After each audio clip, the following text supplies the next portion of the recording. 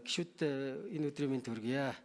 За би юуг асуух гээд байна. За эрүүл мэндийн даатгалын нэр дэвшихээр эрүүл мэндийн даатгалын үндэсний зөвлөлд орох хүмүүсийг одоо дүгнэж хараат бус байдлын мэргэжлийн ур чадвар нь мөн одоо шимтгэл төлж байгаа иргэдийн эрүүл мэндийн даатгалыг төлөөлөн хэн дэвших үү гэдэг оноог та тавьж байгаа. Мөнх соёл гэсэн тийм ээ.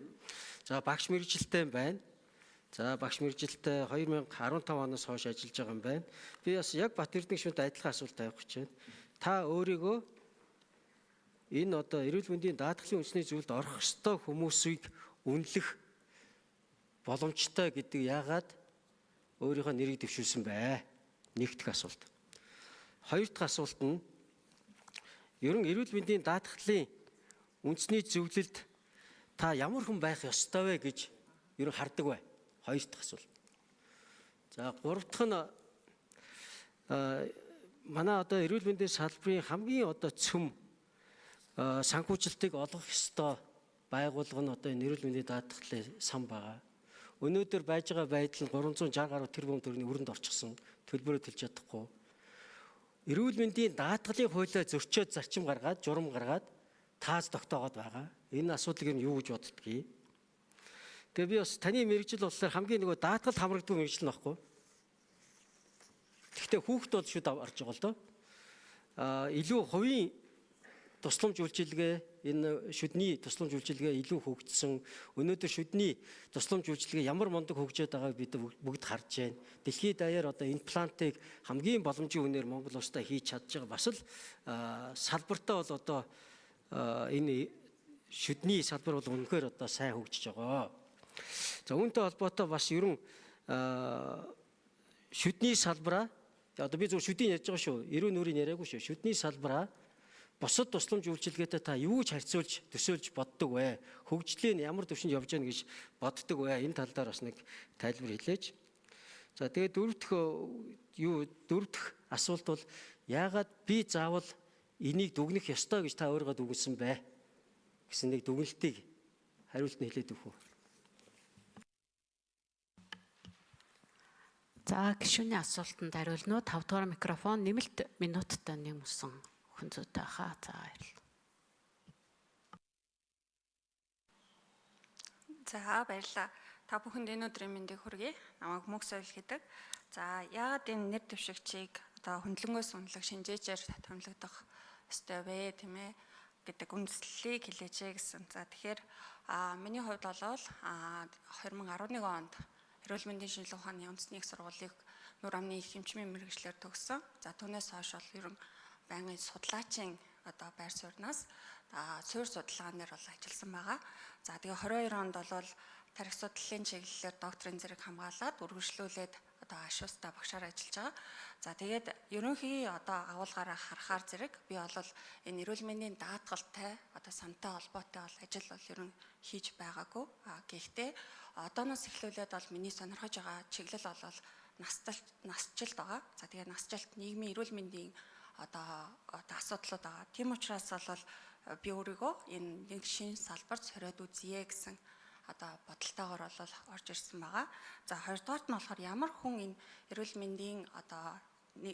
мэндийн даатгалын одоо энэ одоо төлөөлөгч хүн байвал зохилтой бэ гэсэн асуулт байна. За тэгэхээр ерөн бол одоо миний хувьд бол эрүүл мэндийн даатгал одоо хүний эрүүл мэндтэй холбоотой асуудал учраас нэгдүгээрт нь бас эрүүл мэндийн чиглэлийн тэр дундаа эдийн засаг, за маркетинг, тэгээ эрх зүйг мэддэг тийм одоо мэдлэгтэй хүн байвал зүгээр юм болов гэсэн хувийн бодол байна.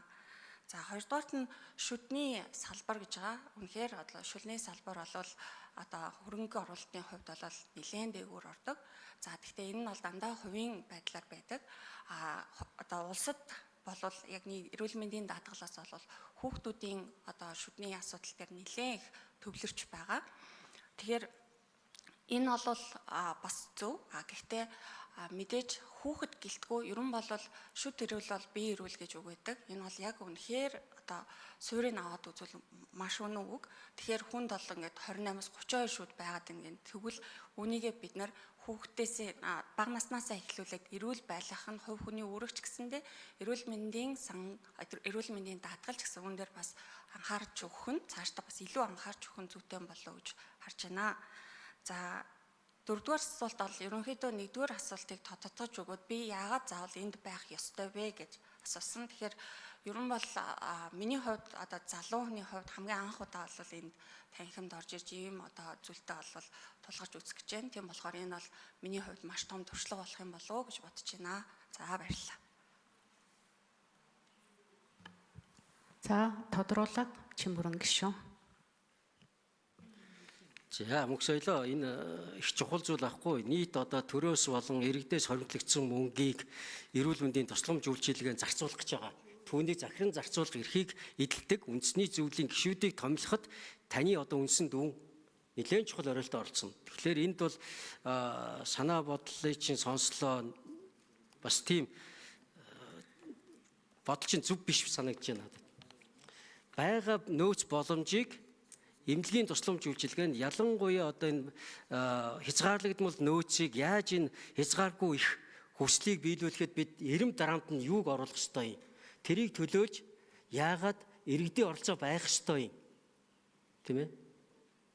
Энэ үндэсний зөвлөлд хэний дуу хоолойг төлөөлөх ёстой улсууд орж ирж байгаа гэдгийг л тодорхойлох гэж байгаа шүү дээ өөрөө. Тэгвэл тэн чинь одоо мэрэгжлийн асуудал энд нэг чухал биш байхгүй. Дээрээс нь би бас өөрөөс чинь асуумаар байгаа. Актуар гэдэг мэрэгжил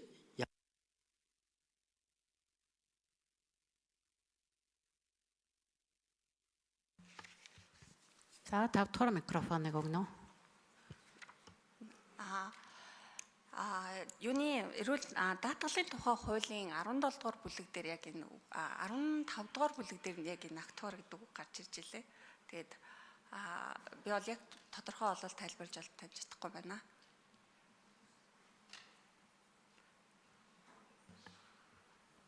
За тодруулах Чимбүрэн гишүүн. За тэгэхээр мөнх соёлоо чи энэ залуу үчигсэн бас ийм том зүйлийг эрмэлзэж явж байгааг сайн байна. Гэхдээ энэ зорилго чинь байна шүү дээ. Бид энэ даатгалын сангийн үндсэн одоо зорилго зарчим бол залуу нь хөшчүүлдэ. Эрүүл нь өвчтөөд тэр байгаа мөнгийг хамгийн одоо эрсдэлтэй, өвчтөө, зовлонтой усууд зориулах болохоос нийгмийн эрүүл мэндийн асуудлыг шийдэх зорилттой эрүүл мэндийн даатгалын сан биш шүү дээ. Тийм ээ? Тийм болохоор шүд гэдэг бол хувь хүний өөрийн хариуцлага одоо холбоотой зүйл байхгүй.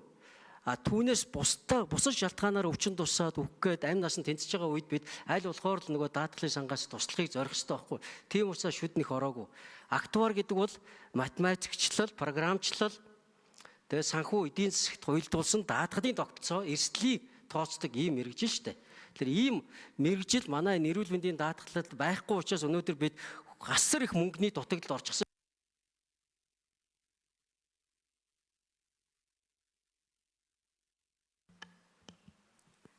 За гамма гишүүн асуултаа асууно.